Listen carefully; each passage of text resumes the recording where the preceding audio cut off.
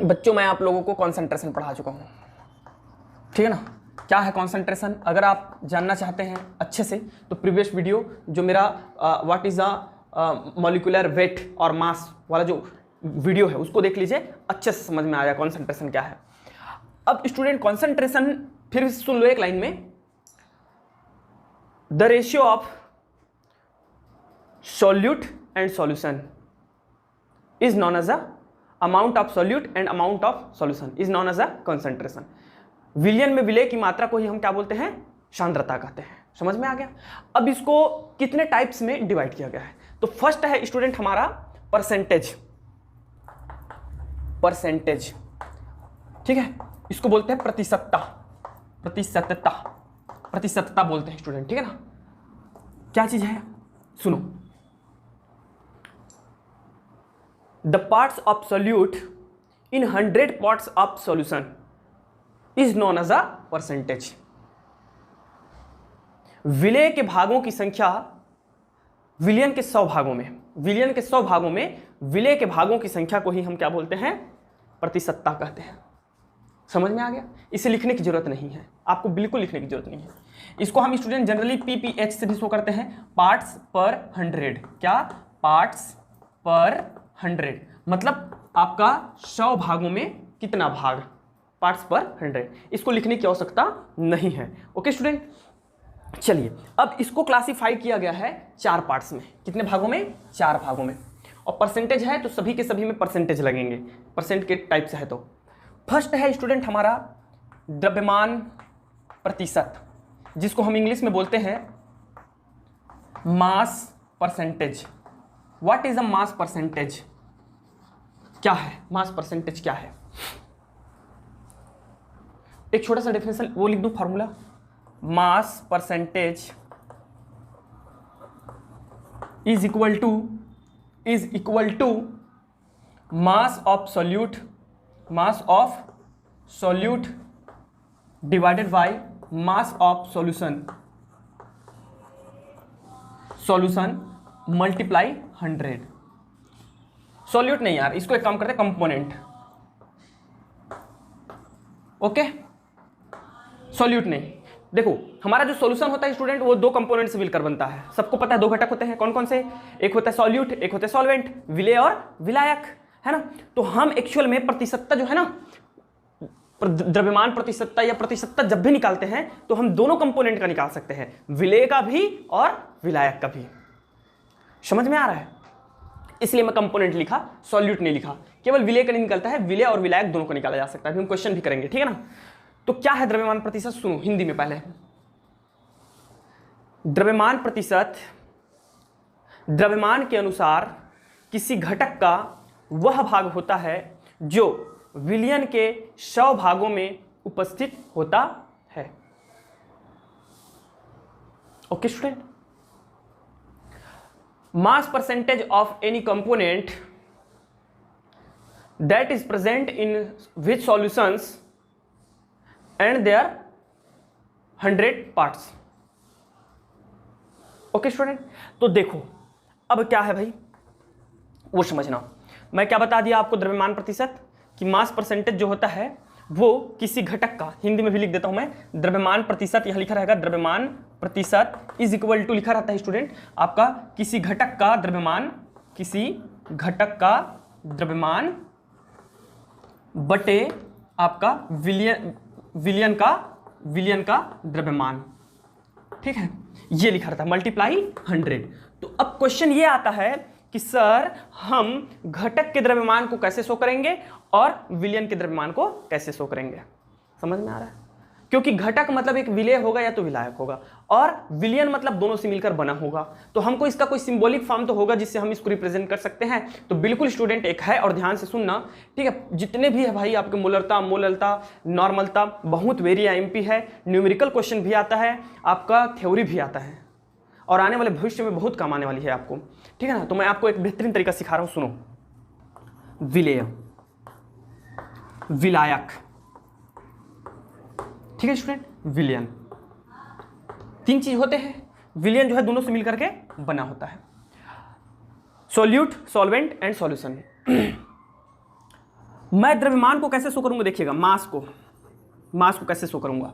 विलेय का जो मास होगा, ठीक है, सॉल्यूट मास अब्सोल्यूट होगा, उसको मैं शो करूंगा WB, और विलायक का द्रव्यमान को मैं शो करूंगा स्टूडेंट WA। ओके, WB, और दोनों का सम जो होगा, विलियन दोनों से मिलकर बना होता है, अतः मैं इसको शो कर दूंगा WA प्लस WB।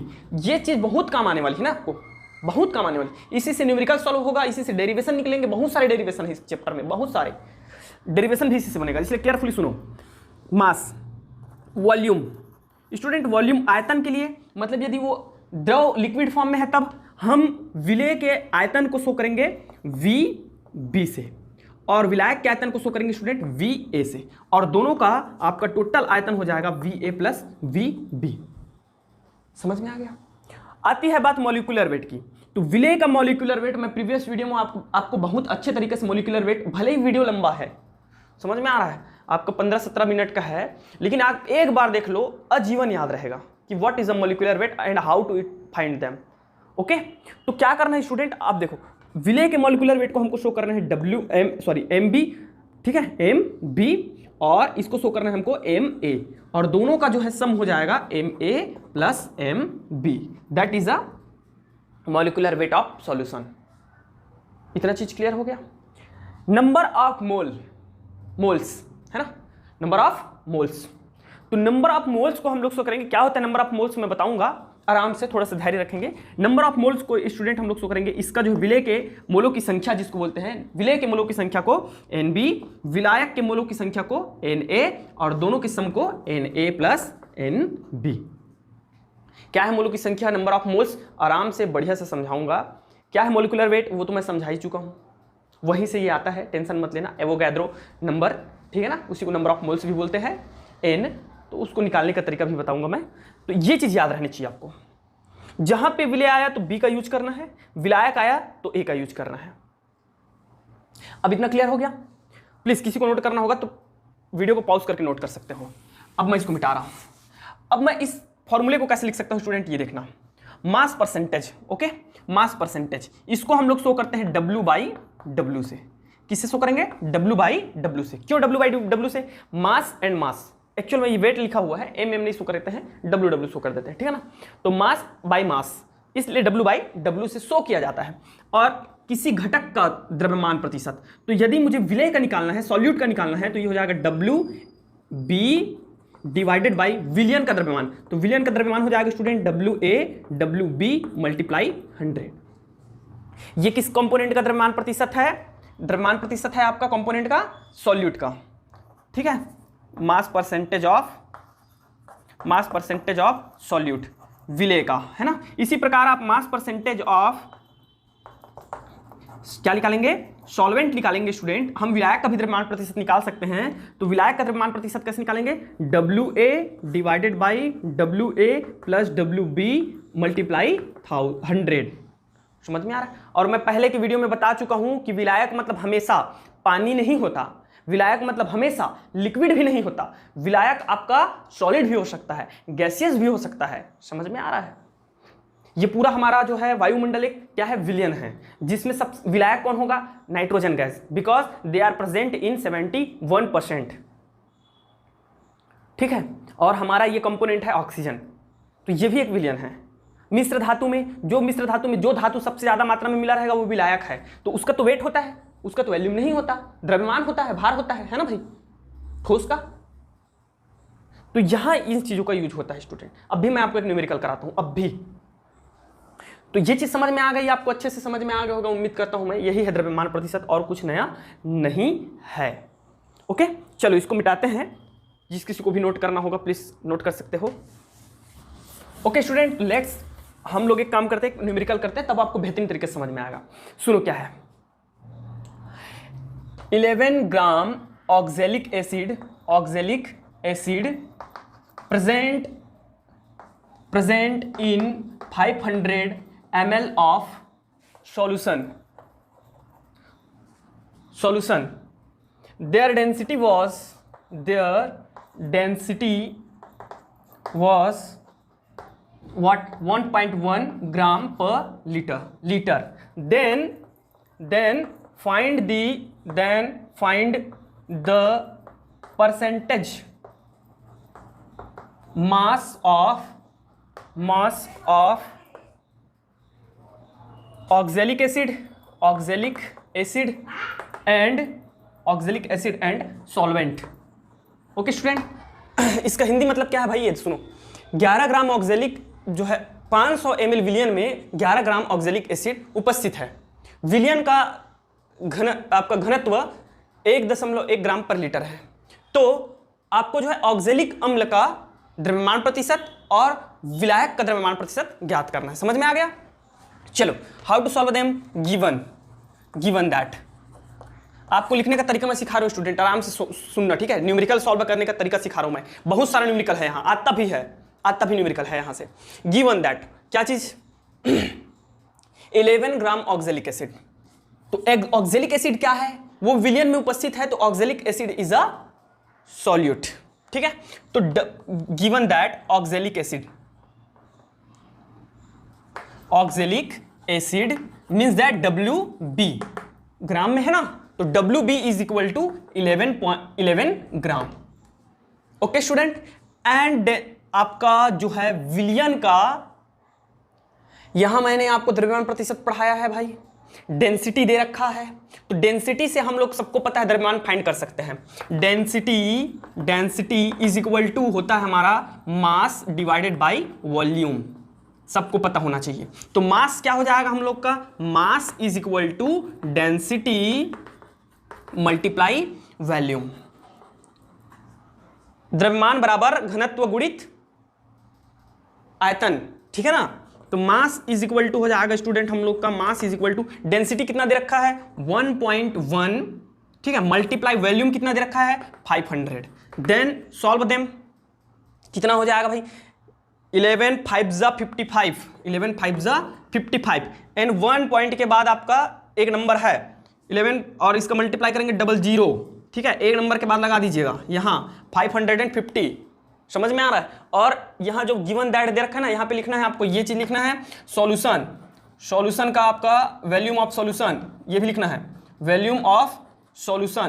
तो वॉल्यूम ऑफ सॉल्यूशन दे रखा है स्टूडेंट हमको 500 ml एंड एक चीज और दे रखा है डेंसिटी, तो ये भी लिख दीजिएगा डेंसिटी इज इक्वल टू 1.1 ग्राम पर लीटर।